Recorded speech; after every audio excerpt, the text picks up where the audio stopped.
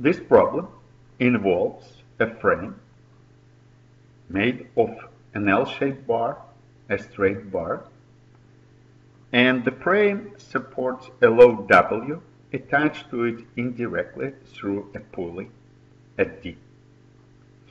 Our task is to determine the forces acting on the frame members A, B, C, the L-shaped bar, and C, D, E, the straight bar.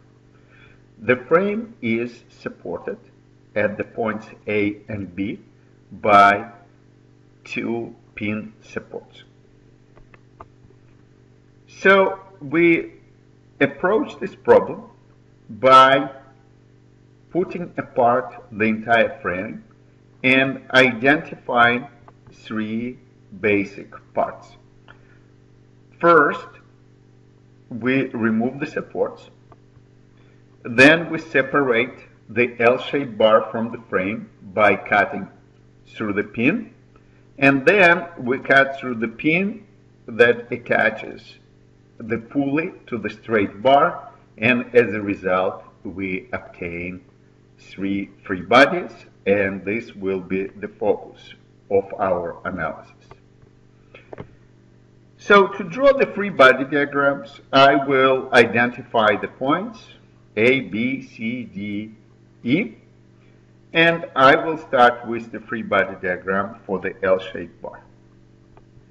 At the point A, the bar is constrained by a pin, therefore I put two forces. At the point C, it's also constrained by a pin. This time the pin is not a support, but it's connected to the bar CDE. It doesn't really matter. In both cases, we have two constraint translations, and therefore we put two forces. In contrast, at the point B, the constraint is a cable, and this cable, of course, only constrains in the horizontal direction, as shown. Now, if we look at the bar CDE, at C, there are two forces. These forces are imposed by the L-shaped bar on the straight bar, and they're related to the forces in blue by the third law, and therefore they're shown in green.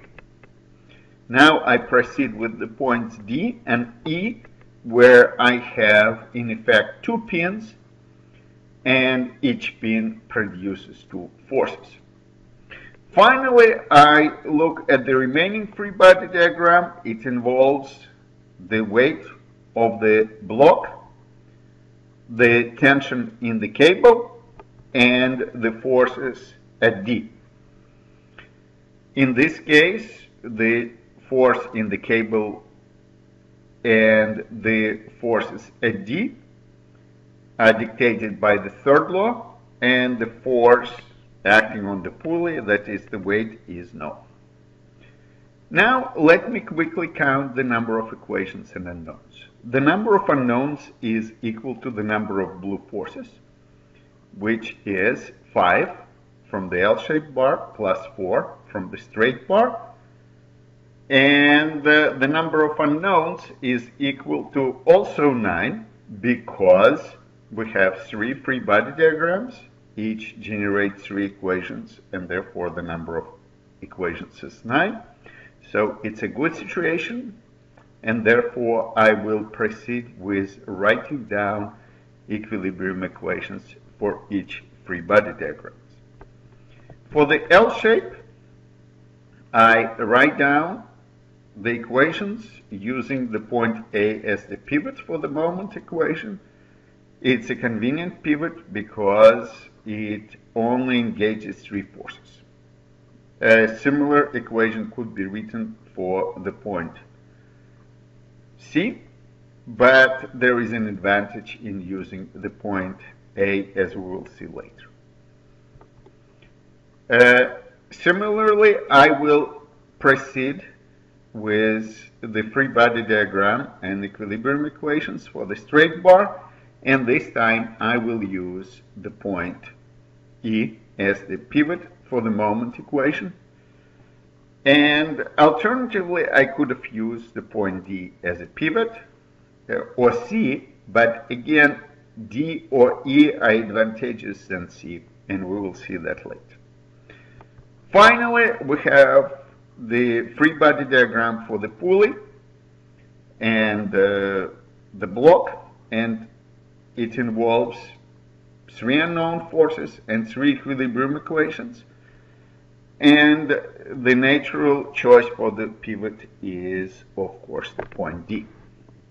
Now, if I simply rewrite all the equilibrium equations, I see immediately that the last 3 equations for the pulley and the block are 3 equations for 3 unknowns, and I can certainly very quickly solve them, and I get these answers.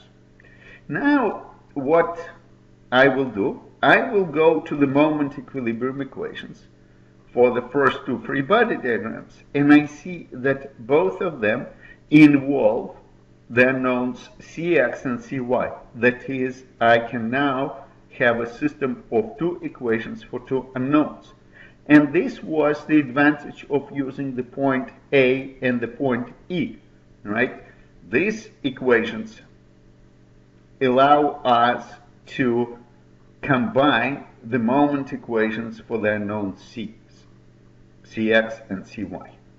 Finally, once I solve this equation, I go back to the force equilibrium equations for the first 2 free body diagram, and I retrieve the desired answers.